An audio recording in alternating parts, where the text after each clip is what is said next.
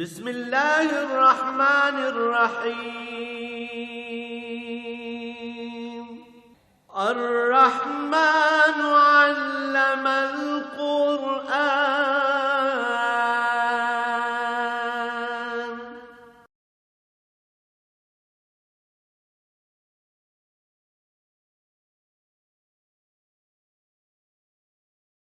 الحمد لله رب العالمين، والصلاة والسلام على حبيبه محمد وآله وصحبه أجمعين. أعوذ بالله من الشيطان الرجيم. بسم الله الرحمن الرحيم.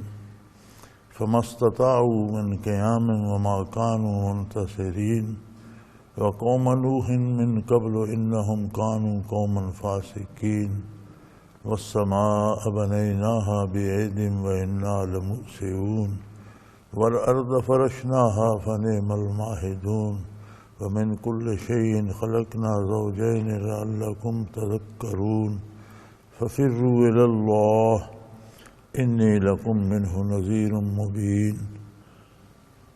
اللهم سبحانك لا علم لنا إلا ما علمتنا إنك أنت العليم الحكيم. رب اشرح لي صدري ويسر لي أمري واحلل عقدة من لساني يفقهوا قولي. رب زدني علما.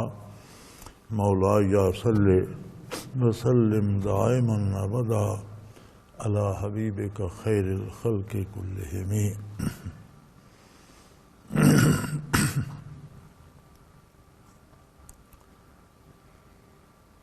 فرمایا جب لوگوں نے نافرمانی کی اور ان پر کڑک کا عذاب واقع ہوا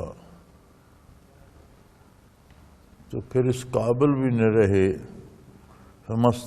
مستطاعوا من قیام، اس قابل بھی نہ رہے کہ اٹھ تو سکتے، کھڑے تو ہو سکتے. جن لوگوں کو اپنی طاقت پہ قوت پہ بڑا ناز تھا وہ اس قابل بھی نہیں رہے کہ کھڑے ہو سکتے، تو مقابلہ تو پھر کیا حق کرتے عذاب الہی کا. وما كانوا منتصرین، اس قابل بھی نہ تھے کہ مقابلہ کر پاتے. اسی طرح ان سے پہلے نوح علیہ السلام کی قوم تباہ ہوئی. انہم کانوا قوما فاسقین، یقیناً یہ قوم بھی بدکار تھے، نافرمان تھی. وَالسَّمَاءَ بَنَيْنَاهَا بِأَيْدٍ وَإِنَّا لَمُوسِعُونَ، ہم نے آسمانوں کو اپنے دست قدرت سے بنایا. یعنی آسمانوں میں کیا کیا خوبیاں، کیا کیا کمالات ہیں، کس طرح کی حیات ہے، وہاں کا کیا نظام ہے.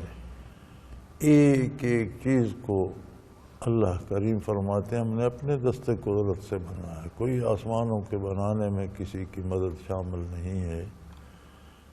کس قدر اس میں وسیع حیات ہے، اس کا کیا نظام ہے، اس کے شب و روز کیا ہیں، اس کے موسم کیسے ہیں، غذا کیا ہے، وہاں صورتحال کیا ہے، کتنے کمالات ہیں، کس طرح وہاں اعمال جاتے ہیں، اعمال کا کائنات کا سیکریٹریٹ کیسا ہے، نیکی برائی اچھا بھلا، کس طرح آسمانوں سے نعمتیں اترتی ہیں. ایک وسیع نظام ہے جس کا کوئی احاطہ نہیں کر سکتا. فرمایا ہم نے اس کے قادر ہیں، ہم نے بنایا ہے اسے.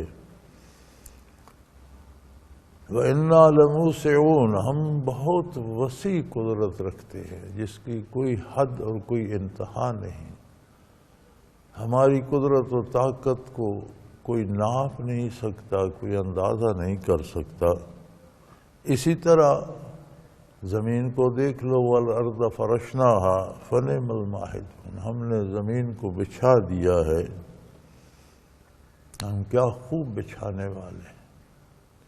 یعنی صرف زمین کی آپ حیت کو دیکھ لیں تو یہ ایک بیضوی کرہ ہے، لیکن اللہ فرماتے ہیں ہم نے اسے بچھا دیا. جہاں جاؤ وہاں یہ سیدھی ہے. عملی زندگی میں انسان کو کوئی اس میں ٹیڑھا پن یا گولائی یا کوئی اوپر کی طرف یا نیچے کی طرف کچھ نظر نہیں آتا، حالانکہ یہ کرۂ ارض ہے، لیکن ہم نے اسے بچھا دیا ہے۔ پھر اس میں کتنے کمالات رکھ دی ہیں،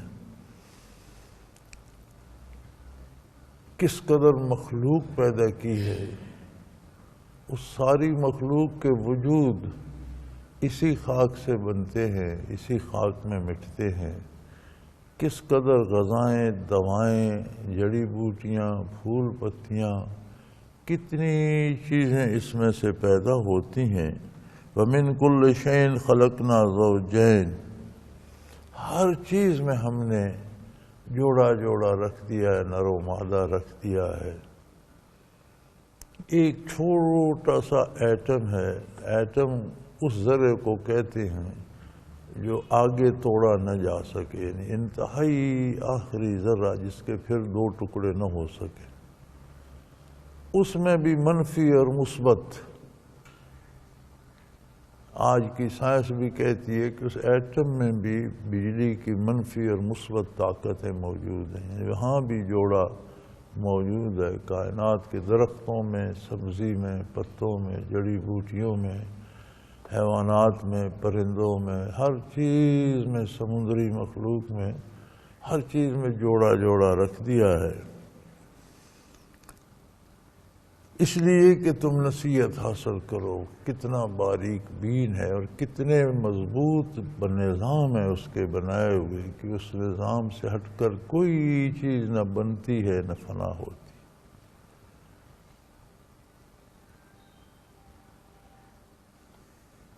وَمِن كُلِّ شَيْءٍ خَلَقْنَا زَوْجَيْنِ لَعَلَّكُمْ تَذَكَّرُونَ، یہ اس لیے کہ تم نصیحت حاصل کرو کہ وہ کیسا قادر ہے، اور کسی چیز کو اس نے اپنے سوا کسی دوسرے کا محتاج نہیں رکھا۔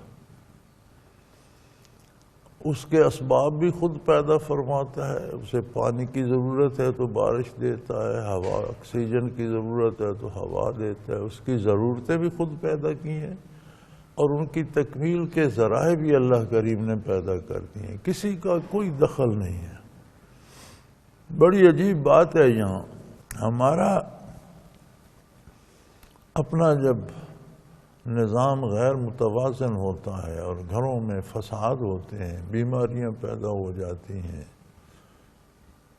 اولاد والدین کے خلاف ہو جاتی ہے، والدین کو اولاد سے پیار نہیں رہتا، لڑائیاں شروع ہو جاتی ہیں، تو ہم یہ کہتے ہیں کسی نے ہم پر کچھ کر دیا ہے، یار گھر کا مسئلہ ہے آج، اور یہ ہم پر کچھ ہو گیا ہے، جادو ہو گیا، بلیک میجک ہو گیا، کالا جادو ہو گیا۔ یہ کوئی کالا، پیلا، سفید، سرخ جادو کون سا ہوتا ہے؟ کوئی کچھ نہیں کرتا۔ اللہ کا نظام اتنا مضبوط ہے کہ ایک تن کا گھاس کا اس کے اگنے، بننے اور مٹنے میں کسی کی کوئی مداخلت نہیں، کوئی مچھر مکھی نہ کوئی پیدا کر سکتا ہے نہ اسے مار سکتا ہے۔ ایک مکھی مچھر بھی بچے دیتا ہے، انڈے دیتا ہے، اس کی اولاد بڑھتی ہے، اس میں نر و مادہ ہے، کوئی اس میں مداخلت، انسانی زندگی میں کون مداخلت کر سکتا ہے؟ حقیقت یہ ہے کہ ہم اپنے آپ پر خود جادو کرتے ہیں۔ ہمارا جادو کیا ہے؟ اللہ کی نافرمانی۔ ہم جی بڑے اللہ کا شکر ہے ہمارے پاس دولت بھی ہے، پیسہ بھی ہے، آرام بھی ہے، گھر میں سکون نہیں ہے، یہ نہ دیکھیں گے کہ تمہارے پاس پیسہ ہے تو اس پیسے پر تم سود کھا رہے ہو۔ اب سود کھاؤ گے تو سکون نہیں ہوگا، لڑائی ہوگی، بد اعتمادی ہوگی، کوئی نہ کوئی خرابی، بیماریاں آئیں گی، مصیبتیں آئیں گی۔ اسی طرح کمانے میں حرام ہوگا، کردار میں حرام ہوگا، سوچوں میں اگر برائی ہوگی تو وہ ساری چیزیں اثر کرتی ہیں۔ اور یہ جو ہمیں وہم ہے کسی نے کچھ، کوئی نہیں کرتا، ہر کوئی اپنے آپ پر کر رہا ہے، اچھائی کر رہا ہے یا برائی کر رہا ہے۔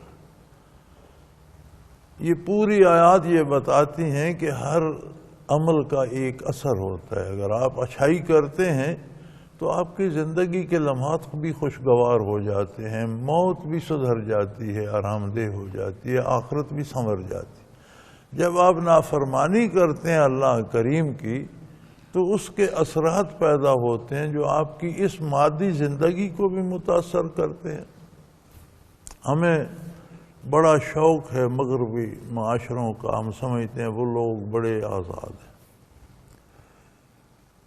اور یہاں سے لوگ زمینیں مکان بیچ کر جا رہے ہیں، بڑے منتیں کر کے خرچ کر کے ویزے لیتے ہیں، جاتے ہیں. وہاں جا کر دیکھیں مغرب میں انسانی حیات ناپید ہو چکی ہے.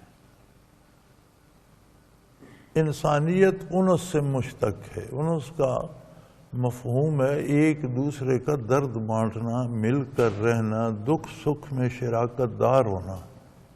جس معاشرے میں باپ بیٹی کا اور بیٹی باپ کی روادار نہیں ہے، دکھ سکھ کی بہن بھائی کا کوئی رشتہ نہیں ہے، ایک دوسرے کی کوئی پرواہ نہیں ہے، اس میں اور کون سا آرام، کون سا سکون ہوگا؟ جب وہاں جاتے ہیں تو کم از کم ہمیں تو جتنے ٹیلی فون آتے ہیں، خط آتے ہیں، ملنے آتے ہیں، تو کوئی اچھی خبر نہیں لاتا.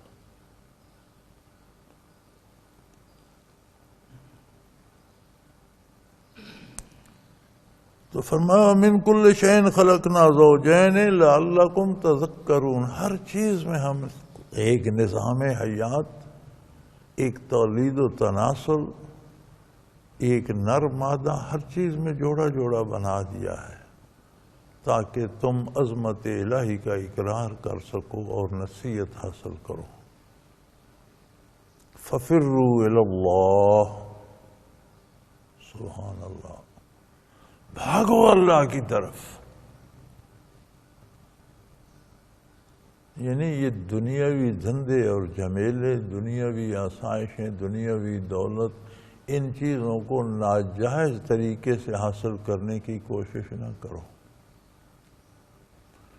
پوری کوشش کرو کہ اطاعت الہی میں رہو، پوری محنت کرو. یعنی جیسے آدمی کسی جگہ بھاگ کر پہنچتا ہے، اطاعت الہی میں پوری محنت کر کے پورا زور لگا کر قائم رہو.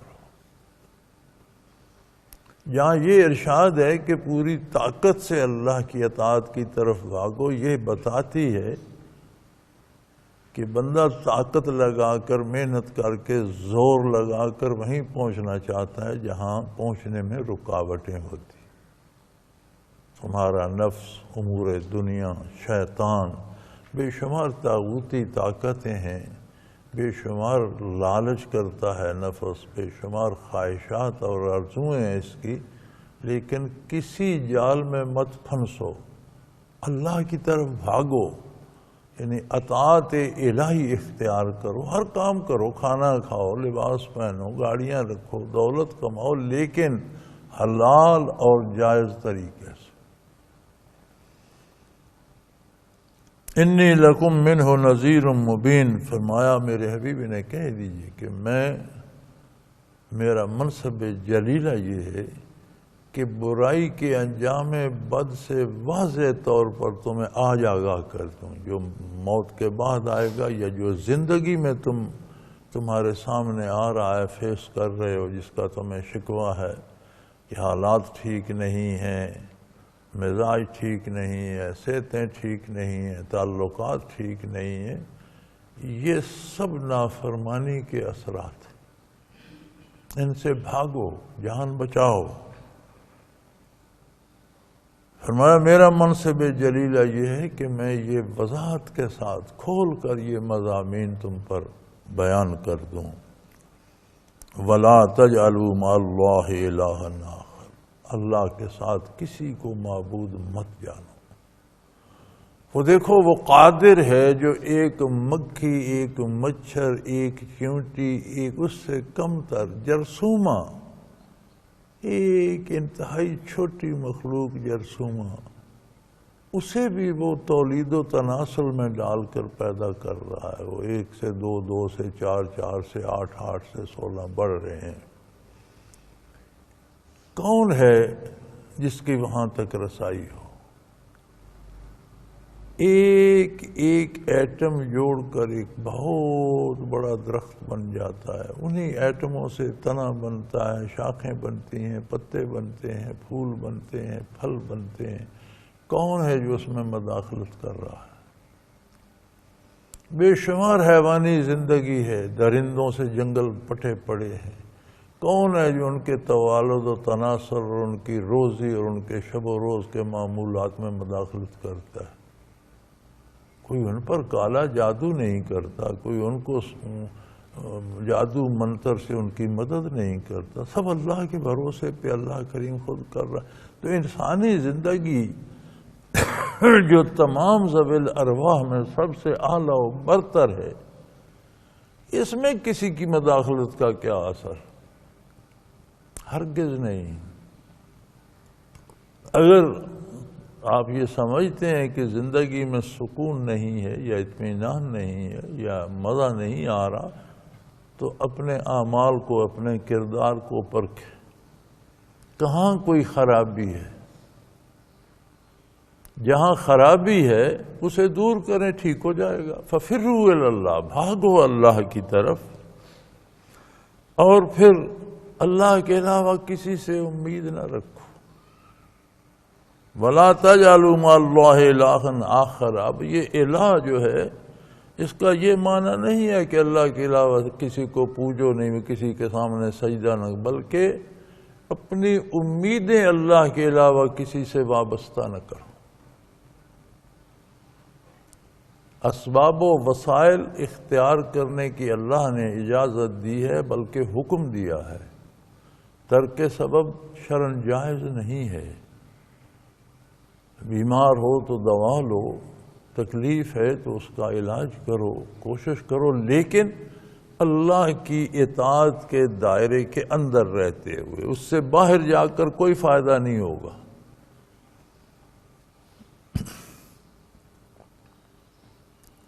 تو الہ اسے کہتے ہیں جس سے ہم نفع کی امید یا نقصان کا اندیشہ رکھتے ہوئے اس کی اطاعت کرتے ہیں. معبود وہ ہوتا ہے جس سے ہمیں نفع کی امید ہو یا نقصان کا اندیشہ ہو، اور اس کی اطاعت اس امید پر کریں. افرأیت من اتخذ الہہ ہواہ، اللہ کریم فرماتے ہیں آپ نے دیکھا ان لوگوں کو جنہوں نے اپنی خواہشات کو معبود بنا رکھا ہے. اب خواہشات کو بت بنا کر کوئی سجدے تو نہیں کرتا، ان کی اطاعت کرتے ہیں، ان کی پیروی کرتے ہیں. سمجھتے ہیں کہ یہ خواہشیں پوری ہوں گی تو لذت ملے گی، یہ خواہشیں پوری ہوں گی تو دولت ملے گی، یہ کر لوں گا تو فلاں فائدہ ہوگا. تو نفع کی امید یا نقصان کے اندیشے سے جو اطاعت کی جاتی ہے وہ الوہیت کے درجے میں آتی ہے، ہم اسے الہ سمجھتے ہیں. تو فرمایا یہ کائنات وسیط، یہ ذرات بکھرے ہوئے، یہ جڑی بوٹیاں، گھاس پھوس، درخت، حیوانات، پرند، یہ پوری حیات دیکھو، کون ہے جو اللہ کے سوا اس کو چلا رہا ہے؟ تو تمہیں کیا مجبوری ہے کہ تم اللہ کے علاوہ دوسروں سے امیدیں وابستہ کرو؟ کبھی کہتے ہو جاگیردار گھر نے خرابی کر دی، کبھی کہتے ہو فلاں حاکم کی منت کریں گے تو بڑے آسان. نہیں، شریعت کے اندر، اللہ کے قانون کے اندر جس کی عزت ہے اس کا احترام کرو. جو برائی کرتا ہے یا برا حکم دیتا ہے اس سے اجتناب کرو، بھلائی کا ساتھ دو، برائی سے بچو. انی لکم منہ نذیر مبین، میرا منصب جلیلہ یہ ہے کہ میں تمہیں واضح کر کے، کھول کے ہر برائی کا نتیجہ. نذیر اردو کا دامن تنگ ہے، عربی بہت خوبصورت بڑی وسیع زبان ہے. تو اردو کے پاس نذیر کا ایک ہی ترجمہ ہے کہ ڈر لکھ دیا جائے. نذیر ڈرانے والا، انذار ڈر.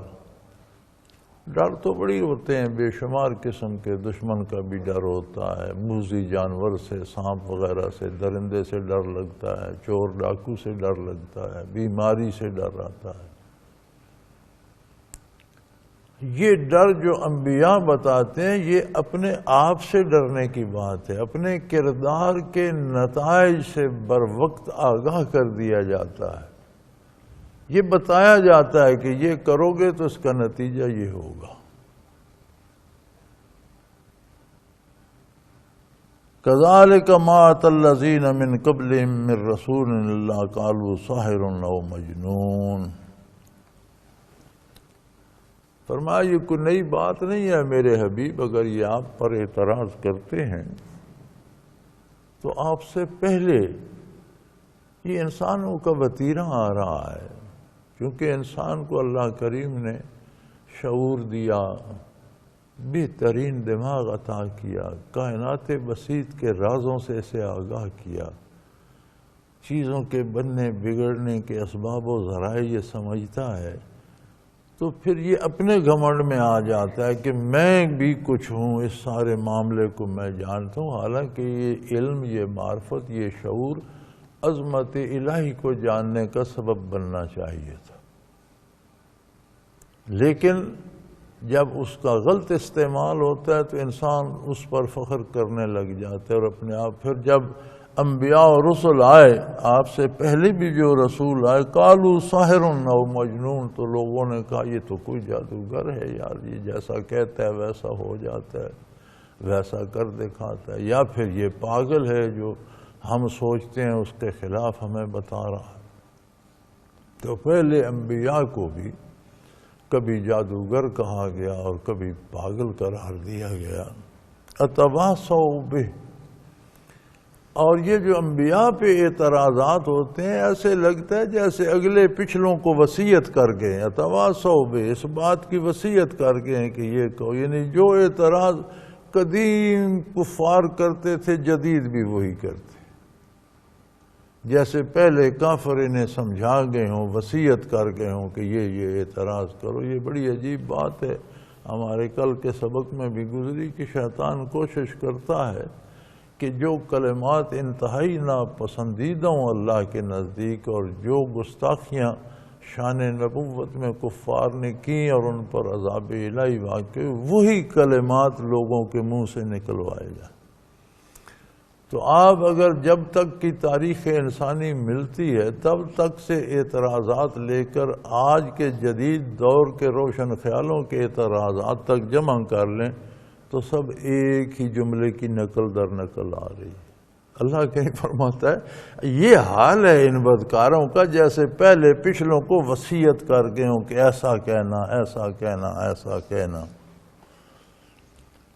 بل ہم قوم طاغون، وصیت کسی نے نہیں کی، انہوں نے برائی میں ان کا نقش قدم اپنایا، گمراہی میں ویسا ہی رویہ اختیار کیا جیسا ان کا تھا، تو وہی الفاظ، وہی کلمات، وہی خیالات ان کے دل میں آئے، وہی کلمات ان کی زبانوں پر آئے۔ فتول عنہم فما انت بملوم، جو معترض ہیں، جو نبوت پہ اعتماد نہیں کرتے، آپ بھی ان کی طرف سے رخ انور پھیر لیجئے۔ فتول عنہم، ان کی پرواہ نہ کیجئے، جائیں بھاڑ میں جائیں، ان سے کیا ہوتا ہے، آپ بھی اپنا رخ کرم ان سے پھیر لیجئے، اور اس پر آپ کو کوئی باز پرس نہیں، وما انت بملوم، آپ سے کوئی باز پرس نہیں ہوگی، چونکہ یہ ان کا کردار ہے۔ ہم ہزاروں خطائیں، ہزاروں گناہوں، ہزاروں برائیوں کے باوجود ہم میں سے ہر مسلمان، ہر کلمہ گو، خواہ وہ کسی فرقے، کسی طبقے، کسی شعبے سے تعلق رکھتا ہے، سب کو یہ امید ہوتی ہے کہ حضور اکرم صلی اللہ علیہ وسلم کا دامان کرم بڑا وسیع ہے۔ مسلمان کتنا گناہگار بھی ہو، اسے امید یہی ہوتی ہے کہ میری شفاعت فرمائیں گے، مجھ پر کرم فرمائیں گے، لیکن فرمایا نہیں۔ جو حدود شریعت سے نکل جاتے ہیں میرے حبیب، آپ ان کی طرف التفات فرمانا چھوڑ دیجئے، ان کی پرواہ نہ کیجئے، جانے دیجئے جہاں جاتے۔ تو یاد رکھیں دامان مصطفیٰ صلی اللہ علیہ وآلہ وسلم شریعت کے اندر ہے۔ یہ مت سوچیں کہ میں بڑا نیک ہوں، کیا قیمت ہے ہماری نیکیوں کی۔ آج ہمیں یہ کہا جائے کہ جی آپ وزیر اعظم صاحب آپ کو بڑا یاد کر رہے تھے، آپ ضرور ان کے پاس جائیں، وہ آپ کی بڑی عزت کرتے ہیں، ان کے لیے کوئی تحفہ لے جائیں۔ ذرا اپنے آپ پہ غور فرمائیے، ہم کیا تحفہ لے جائیں؟ ہمارے پاس ایسی کیا چیز ہے جو ہم لے جائیں اور وہ بڑا خوش ہو جائے کہ بھئی بڑی عجیب چیز لایا؟ کوئی ہے؟ کہاں بارگاہ وزیراعظم ہمارے جیسا ایک آدمی ہے، محتاج ہے، بھوک پیاس کا محتاج ہے، صحت بیماری، ہمارے جیسا ایک آدمی ہے، وقتی طور پر اسے اللہ نے عہدہ دے دیا۔ کہاں ذات باری اور کہاں محتاج و حقیر انسان، ہم اس کی بارگاہ میں کیا تحفہ لے جاتے ہیں؟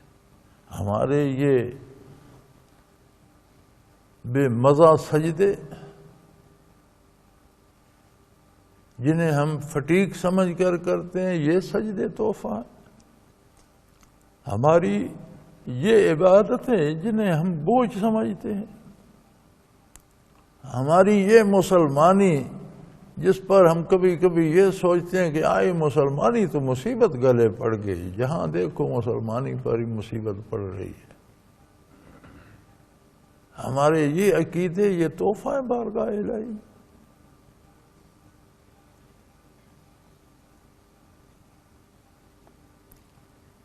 تو اپنی حیثیت کو مت بھولو، توفیق ملتی ہے اطاعت کی تو یہ اس کی عطا ہے، ہمارا کمال نہیں ہے۔ نافرمانی کرتے ہیں تو یہ ہم پر نفس اور شیطان کا غلبہ ہے۔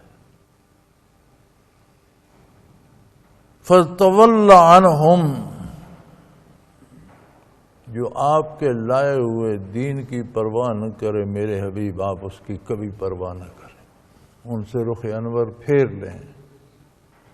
رمان تب معلوم، اور اس بات کا آپ سے کوئی محاسبہ نہیں ہوگا کہ ان لوگوں کو آپ نے کیوں چھوڑ دیا، انہوں نے آپ کا دامن چھوڑا۔ فذکر فإن الذکر تنفع المؤمنین، آپ اللہ کی عظمت بیان فرماتے رہیے، آپ نصیحت کرتے رہیے، یقیناً ذکر نصیحت فائدہ دیتی ہے ان لوگوں کو جن میں ایمان ہو۔ آپ کا منصب جلیلہ ہے کہ آپ عظمت الہی، زندگی کی حقیقتیں، زندگی گزارنے کے اسالیب، حیات و موت کے اسباب، انسان کے رویے، اس کی سوچیں، اس کی فکر، اس کے کردار، اس کا اعمال، اس کے تعلقات، ان کا بہترین و خوبصورت انداز بیان فرماتے رہے۔ یہی ہے نا نصیحت نبی کریم صلی اللہ علیہ وسلم کی، یہی قرآن کا مفہوم ہے۔ آپ بیان فرماتے رہیے، یہ نعمت بہت عظیم ہے، لیکن فائدہ اس کو ہوگا جو ایمان قبول کرے گا۔ تنفع المؤمنین، نصیحت ایمان والوں کو فائدہ دیتی ہے۔ وما خلقت الجن والانس الا لیعبدون، ہم نے جنوں اور انسانوں کو اس لیے پیدا کیا ہے کہ اختیار رکھتے ہوئے، علم رکھتے ہوئے، دنیا کی میٹھی کڑوی اچھی بری چیزوں کو سمجھتے ہوئے، اس سارے ماحول میں رہتے ہوئے وہ ہماری اطاعت اختیار کریں۔ الا لیعبدون، عبادت کیا ہے؟ غیر مشروط اطاعت، نفع کی امید یا نقصان کے اندیشے کے ڈر سے اطاعت۔ تو فرمایا مقصد حیات، کمال حیات، عظمت حیات یہ ہے انسان کے پاس کہ وہ اللہ کی اطاعت میں کتنا آگے بڑھ جاتا ہے، کس قدر پابندی کرتا ہے، کس خلوص سے کرتا ہے۔ اس کے کئی پہلو ہیں۔ پہلی بات تو یہ ہے کہ جاننا شرط ہے کرنے کے لیے، تو کتنا جانتا ہے ارشاد باری کو اور کتنا جانتا ہے ارشادات نبوی علی صاحب الصلاۃ والسلام کو، یہ انسان جو کوشش کرتا ہے، ہم جب پڑھا کرتے تھے، مجھے آج کے تو تعلیمی نصاب سمجھ ہی نہیں آتے، اتنے تبدیل ہو گئے ہیں۔ ہم نے الجبرا پڑھا، پڑھتے تو رہے، زندگی میں کبھی اس سے واسطہ نہیں پڑا۔ ہم نے جیومیٹری پڑھی، پڑھتے تو رہے سکول میں، اور استادوں کی مار بھی کھاتے رہے اور رٹے بھی لگاتے رہے اور محنت بھی کرتے، لیکن کبھی اس سے زندگی میں واسطہ نہیں پڑا۔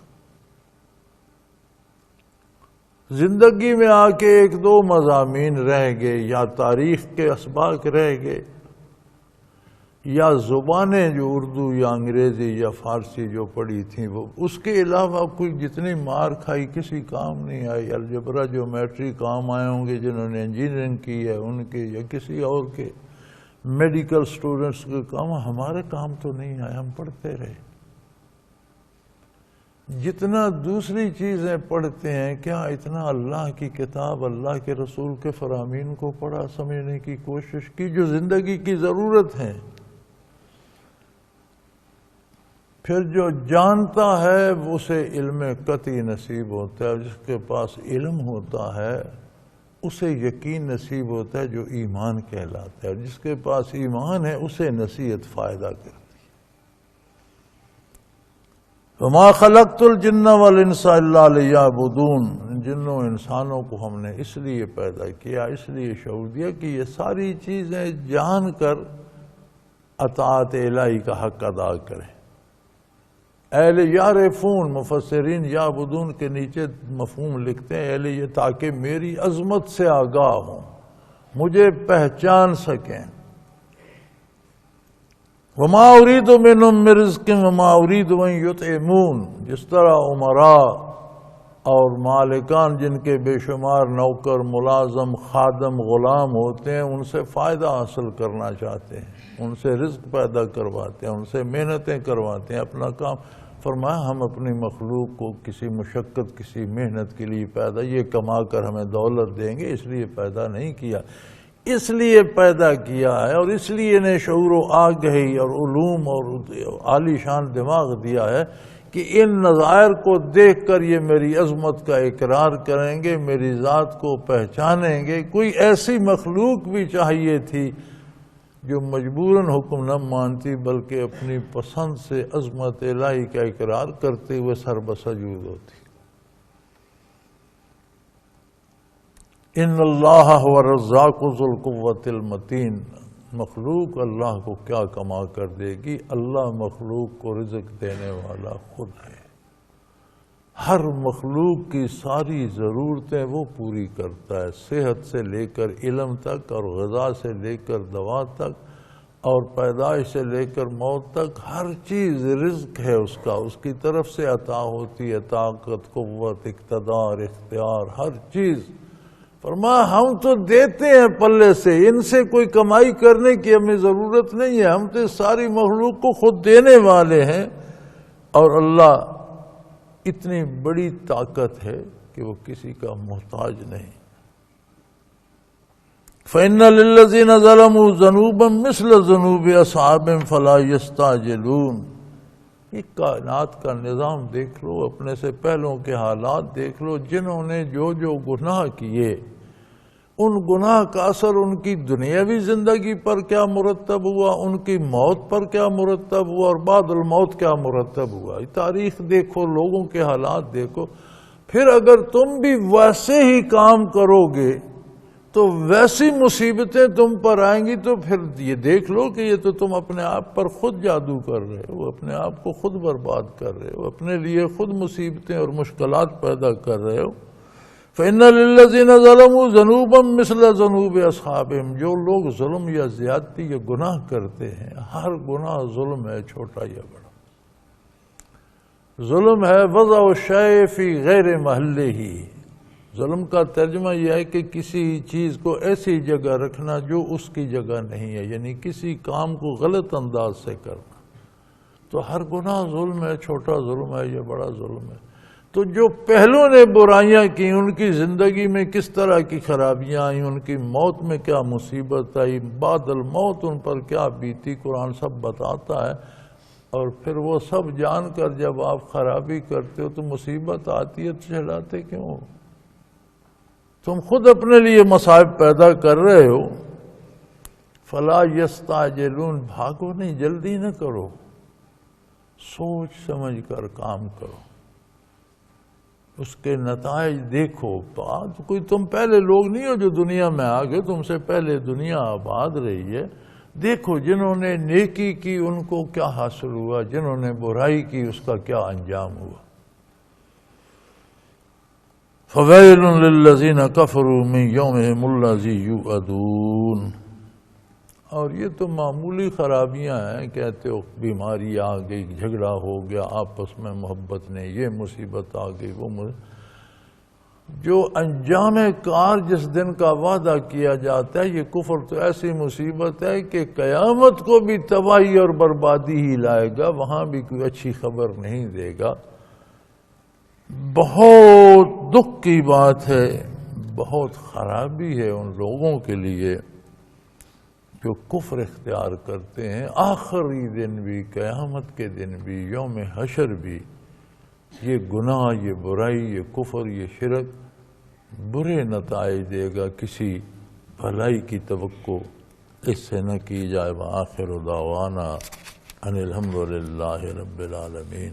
اللہ اللہ اللہ اللہ اللہ اللہ اللہ اللہ۔ حضرت امیر محمد اکرم آوان مد ذلہ العالی دارالعرفان منارہ ضلع چکوال میں سالہ سال سے قرآن و حدیث کے اوپر خطابات کر رہے ہیں اور سلسلہ نقشبندیہ اویسیہ کے مطابق لوگوں کو ذکر الہی کی تربیت دے رہے ہیں۔ وہ قرآن پاک کی تفسیر ترتیب وار بیان کر رہے ہیں۔ تفسیر قرآن کو وہ موجودہ ملکی اور بین الاقوامی حالات کے مطابق بیان کرتے ہیں۔ موٹر وے سے کلر کہار کے انٹرچینج سے نکلتے ہوئے، کلر کہار کی جھیل سے ہوتے ہوئے، میانی، بوچھال اور نور پور سے گزرتے ہوئے دارالعرفان منارہ پہنچ سکتے ہیں۔ حضرت امیر محمد اکرم آوان نے بچیوں اور بچوں کی دینی اور دنیاوی تعلیم کے لیے سقارہ اکیڈمی کے نام سے ایک درسگاہ بھی قائم کی ہے، جس کا افتتاح ملک پاکستان کے صدر جنرل محمد ضیاء الحق نے اپنے دست مبارک سے کیا تھا۔ وہ تمام احباب جو اسلام کی طلب رکھتے ہیں ان سے گزارش ہے کہ دارالعرفان منارہ ضلع چکوال میں امیر محمد اکرم آوان صاحب کے خطابات سے مستفید ہوں۔ وہ ہر جمعے کو نماز سے پہلے بیان فرماتے ہیں۔ ہر ماہ کی پہلی اتوار کو ماہانہ اجتماع ہوتا ہے جس میں آپ خصوصی خطاب فرماتے ہیں اور پاکستان کے چاروں صوبوں سے احباب اس اجتماع میں شرکت کرتے ہیں۔ اس کے علاوہ یہاں سال میں 2 مرکزی اجتماعات بھی ہوتے ہیں، ایک رمضان المبارک میں اعتکاف کا اجتماع اور دوسرا جولائی اور اگست میں 40 دن کا اجتماع ہوتا ہے جس میں روحانی تربیت کی جاتی ہے۔ اپنا خون سیماب دے کر اتنا ہم کر جائیں گے، نام آقا کا چمن میں پھر رقم کر جائیں گے۔